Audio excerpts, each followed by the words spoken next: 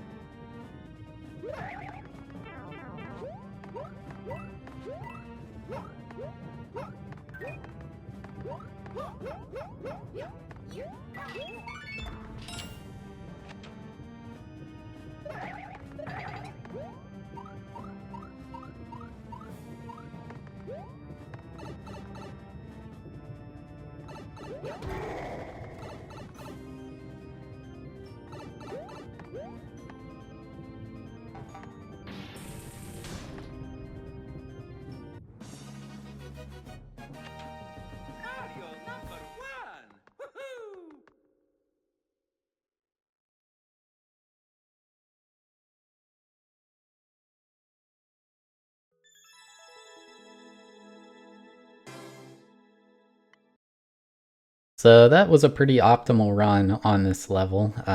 This world record's since been beaten due to a couple optimizations and a strat I didn't think of, but either way, that mostly shows off a near perfect run of it. So I want to walk through how I did this. You know, some people ask, hey, why do you do this? Why do you do that? What was the purpose of that? Well, I'll explain some of these things and how I frequently save time in these speedrun levels. Yeah, it's mostly just small optimizations that are very easy, so you can learn them and hopefully you start doing them without even thinking, you know, like just it feels natural. That's how it is for me. Okay, hello. So, I recorded a couple runs of this level.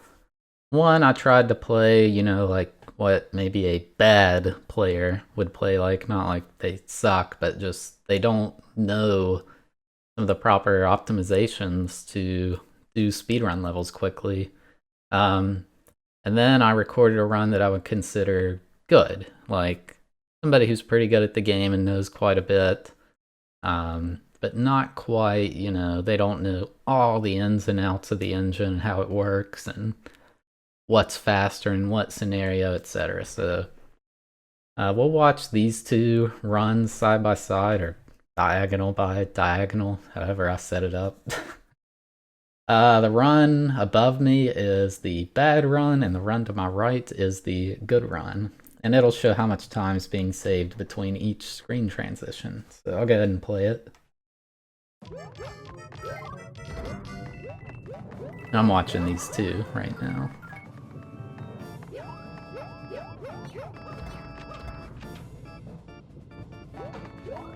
So if you can try to spot differences between them, I'll point it out after this.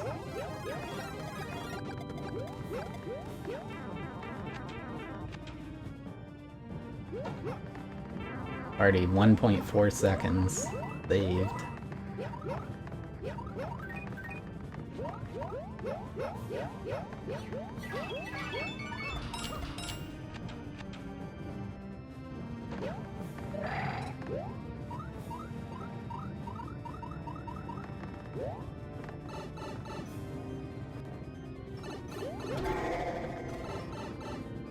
Oh, and if you don't know, the way I'm keeping these synced up is by pausing the one that's faster until the other one catches up. That last room's essentially an auto scroll. It doesn't really matter for the time. Okay, so yeah. So yeah, it saved quite a bit of time. The good run did over the bad run. The very first thing that happens here, which you've probably seen a lot of players do this, is at the beginning of the level, in the good run, the player will jump and wall jump off the wall, and then in the bad run, the player will simply just hold right and run to the right. And you'll see Mario gets a little bit ahead in the bottom right one right away. Yeah, so we see when they hit the POW, you can see the one on the bottom right is a little bit closer to the POW already. And then another faster thing happens in the good run over the bad run. So Mario is going to jump in the good run as soon as he lands from the ground pound. In the bad run, he'll simply just hold right and, not do anything special, which causes them to lose a lot of time. Now you can see Mario in the good run is like block 1, 2, 3, about 4 blocks ahead, maybe 3.5. And that's what you want to do anytime, unless there are spikes above your head. When you land from a ground pound, you want to jump. You don't want to do a big jump, just a small little jump. That's all you need to do. So yeah, we've already seen 2 little optimizations. These are things I just do like out of habit. I don't even think about it. Okay, nothing special here. Right here, there's a little bit... Oh, okay, actually. So in the good run, the player will wall jump off that wall. Like the wall that they fall down instead of just simply running to the left and then wall jumping. And now you can see the good player has already grabbed the POW, and the other one still has to do a wall jump, grab the POW. And that's just something... Anytime you can do a wall jump, even if it's kind of tricky or feels uncomfortable to do it in that scenario, it's worth it. Well, not always, but we'll get into that later. Yeah, so they both go into the door. And now the player on the good run is about 0.6 seconds ahead of the bad player. So there's another little optimization coming here. The good player is going to jump into the falling sideways spring, and the bad player will just simply let it fall and hit them. This saves just a small amount of time, but it's very easy to do. You just press jump when you come out of a door or a pipe. And then the good player also here, this conveyor is going to the left. So they're going to duck jump and twirl to try to avoid, being on a conveyor that's working against you. So that's going to save a significant amount of time. And then they both ground pound here. Again, the good player jumps when they land from the ground pound. The bad player simply just holds right, and they lose a bunch of time there. Okay, and then here, this conveyor and this blue skull platform. So the conveyor and the blue skull are going to the right. They make you run faster. But what happens is, yeah, you're faster while you're on them, but you're also faster off of them until you've hit the ground. Well, you can just think about it until you've hit the ground. It's not exactly that way, but it pretty much is. So the good player is going to jump off the conveyor, so they keep the higher speed the moment they touch the conveyor until they touch the blue skull. Then when they touch the blue skull, they jump off and twirl. So while they're in the air, remember, they keep the higher speed. So yeah, the bad player is simply going to run over the conveyor, jump on the skull, and run over it. They'll have less time at the really high speed, whereas the good player will include the tiles where they're in the air at the higher speed, so they're going to save time there again. Yeah, nothing special here. A little bit better wall jumping. I mean, that's not really something you can learn. Just try to do wall jumps as fast as you can. But now, yeah, so it's 1.4 seconds ahead in the good run. And I have these runs synced up, so like each room starts at the same time. So here the good player is going to wall jump off the walls instead of simply, just running right. Saves a good bit of time. They both do about the same thing here. The good player has a little better wall jumping. Purely out of just better wall jumping and doing the wall jumps at the start, that saved 0.45 seconds. That's pretty good. So here the good player is going to do a wall jump. The bad player will simply hold right, but the good player is not the best at timing this wall jump, so it's going to be a little off. Doesn't save them too much time. And they just jump into the pipe. Good player does a wall jump, saves them a couple frames. And yeah, and then at the end here, it's an auto scroll basically. This is why the bad player, I did this funny looking thing, but they still finish at the same time.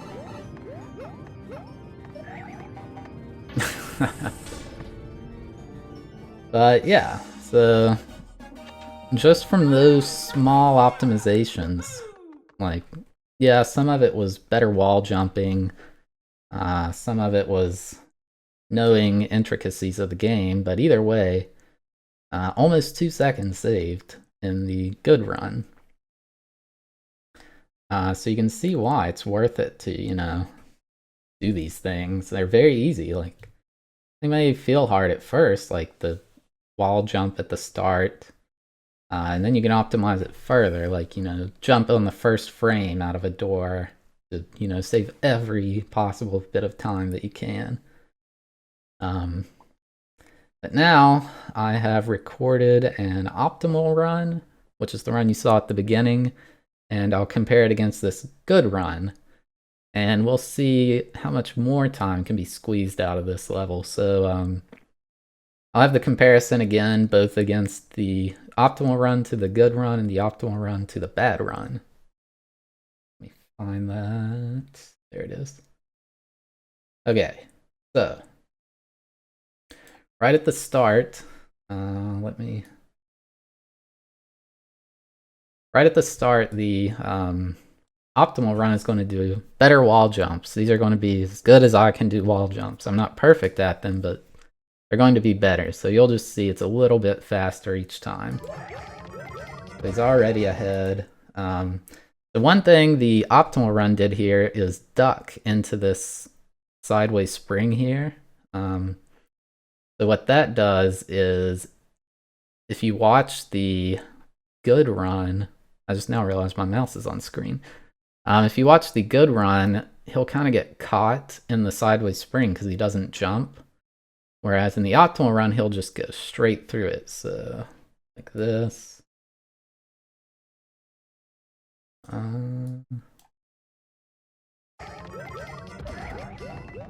Yeah. So it's not that noticeable, but watch the good player. See, he gets caught a little bit. Okay, so then in the optimal run, it's pretty much the same here. And then when we get to this sideways spring, you'll notice in the optimal run, I jump into the sideways spring instead of just running into it. Why do I do that? And the answer is, well, because I'm not frame perfect at moving Mario. So picture this scenario. You're running to the right, and then you hit a sideways spring, and you want to start going left. Well, here's what happens. You're running right at max speed. Then when you touch the sideways spring, now you're going left, and you want to be going at max speed. So one of three possibilities can happen. One, you started pressing left too soon, so you went slow going into the sideways spring. So you took a little bit longer to touch the sideways spring and start going left. Two is you held right all the way into the sideways spring, but then you held a little too long. So when you bounced off it, you slowed down just ever so slightly. It's just a very small amount. It could even be 1 frame, and you'll slow down a little bit. And 3 is you hold right, and then the exact frame you touch the spring, you start pressing left.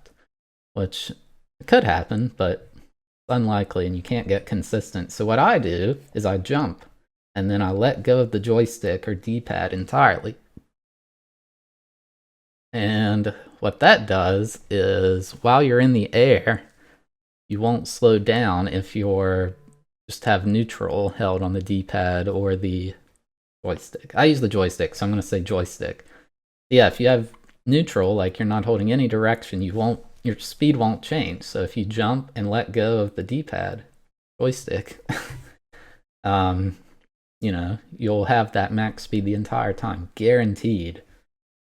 So that's why if you see me hit those sideways springs, you'll see me, jump into it like that. So then another optimization is going to come here. We're going to fall down. And in the optimal run, I will twirl here to avoid landing, and then I'll wall jump. And what that does is it lets me keep higher downward speed going into that fall. If you hit the ground, your downward speed becomes 0, then you walk off. Well, you don't instantly have max downward speed. You have to ramp up to it. Doesn't save much time, but it is a time save. And that's something I would consider hard. Okay, and another thing, you notice the optimal run, I jump and throw the POW. Why do I do that? Again, it's because I'm not frame perfect with Mario's movement. So you're running, and while you're running, you're holding run. Well, now you have to throw this POW. Well, the only way you can throw it is by letting go of run. And it's the same thing as the sideways spring. If you're in the air, you can't slow down unless you literally press the other direction. So if you let go of run in the air, it doesn't matter. You'll stay the same speed. But if you're on the ground and you let go of it for too long, then you will, you'll slow down a little bit. This doesn't always save time, but it does guarantee that you don't lose time. And it's a very easy thing to do. Just jump when you throw stuff. So we'll watch that again. Twirl to not bump, jump when you throw the POW. And okay, so we've now saved 2/3 of a second over the good run and almost 1.3 seconds over the bad run.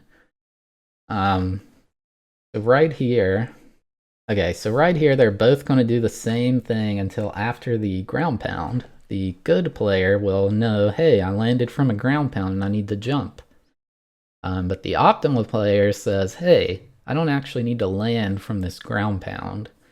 I just need to ground pound down, but then make sure I don't touch the ground. So you press up at the last split second. And that's just a little bit faster than landing and jumping. And then it's mostly the same from that. So you see, the optimal player is a little ahead. Better wall jumping too. Okay. So here's a small optimization. You're running and shooting fire. What you can do is, you could jump and shoot the fire and you won't slow down because to shoot fire you have to let go of run. But the other option is there's 2 run buttons on the controller. So what I do is I just hold run with one of them and then tap the other one to shoot fire. And that guarantees I don't slow down while shooting these piranhas. I may not slow down just doing it normally, but this is a guaranteed way to not slow down. Okay, and then here, Mario's going to jump and shoot a fireball when he wall jumps, and this lets him jump with much higher speed. And the reason why that happens is there's something in this game called the wall jump state. And what the wall jump state is it's the state Mario's in immediately after a wall jump. I mean, I don't know what else to describe it as, but so in the wall jump state, you're slower than Mario is at running speed. Also, let's see. Yeah, basically that's the main thing. You're slower during the wall jump state than you are when you're completely running. So, how do you get out of this wall jump state? It's slow. We want to be fast. Well, there's a few ways. One is land. if you land, you're no longer in the wall jump state, obviously, because you landed. 2 is hit the ceiling. If you hit the ceiling, the game's like, oh, I guess he's done with that wall jump, so we can put him back to normal. So you'll speed up a bit. 3 is reach the max height of your jump. So I'm not sure if that's exactly how it works, actually, but if you do a smaller wall jump, you will get up to max speed faster, just know that. 4 is you can throw an item, so if you are carrying like a spring or something, and you throw it instantly, you'll speed up faster than you would if you just held on to it.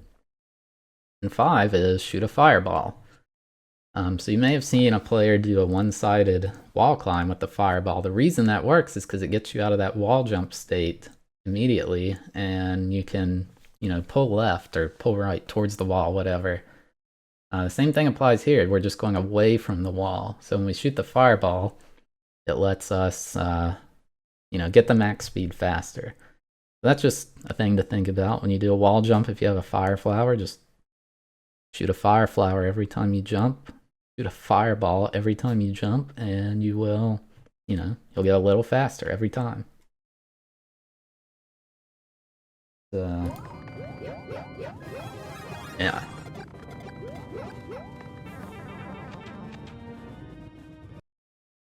So we saved another 0.4 seconds there, even though the strats weren't very different. And we saved 2.5 seconds over the bad run, which,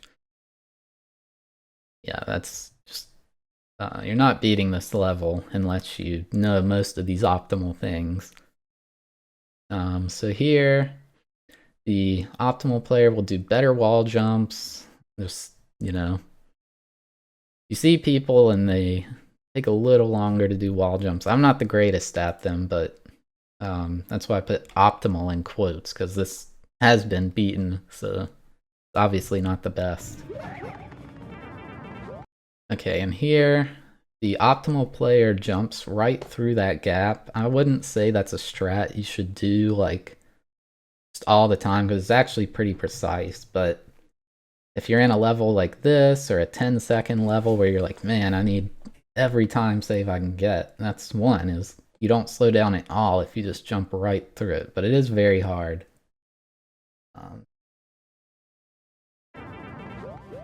So yeah, you jump over the conveyor. Okay, another thing is the good player is ducking to jump over these munchers and saws, and the optimal player won't. Now, you may not lose time by ducking, but depending how long you hold the down button, you will slow down. So just not ducking guarantees that you won't lose time. So you do need to duck, though, if it's a spike. For some reason, the hitbox is a little bigger and you can't make it unless you duck. But if it's a muncher or a saw or a bumper, enemies like spinies, things like that, you can jump over it without ducking. It's not that hard to do. The timing's pretty lenient. And the optimal player also will twirl over this saw, which allows them to not land on the ground. So when they fall down, they have max falling speed immediately. They don't have to ramp up to it.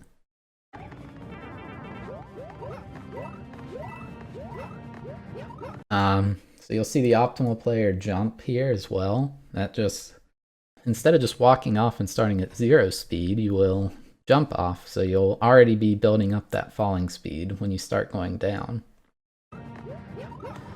Jump into the spring there again. Okay, and here is another thing.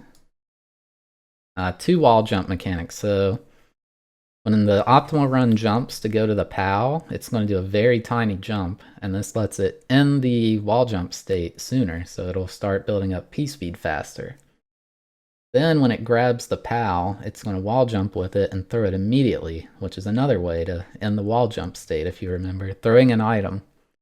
So if I throw that instantly, I can build up to max speed sooner than the other run.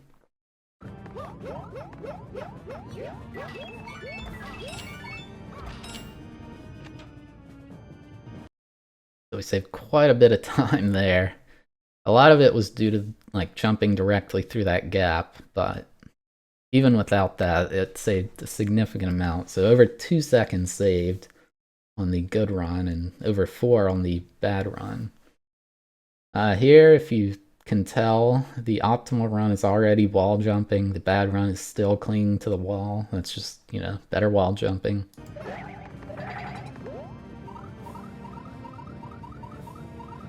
And one final little time save here. There's this weird thing with pipes. So you'll see the optimal run is going to jump a little early and land directly on the edge of that platform, and the good run will just hold jump and land right next to the pipe. But if you pay attention in the optimal run, the player is able to instantly go in the pipe as soon as they touch it, whereas the good player, the game's just going to basically have dead frames for a little bit of time. It's not much, but it'll hold you up there and you can't go in the pipe. So I don't know exactly the best way to explain this, but if you see a sideways pipe like this, you want to land far away from it. Basically, you want to run into the pipe rather than, land and then try to go into the pipe, if that makes sense. That saved another 15 frames. Just a little better wall jump there, saved another 4, but that's not important. And then the end is the exact same, you don't save anything there. But yeah, that's pretty much it. Hope you guys learned something, or if you enjoyed this. I've never done a video like this, but I told people I would do it and they seemed interested, so hopefully you liked it. I don't know. Let me know if there's anything you didn't understand in the comments or any feedback on the video or anything like that. Thank you guys so much for watching. I really appreciate it. And yeah, I'll show the optimal run one more time and then we'll end the video.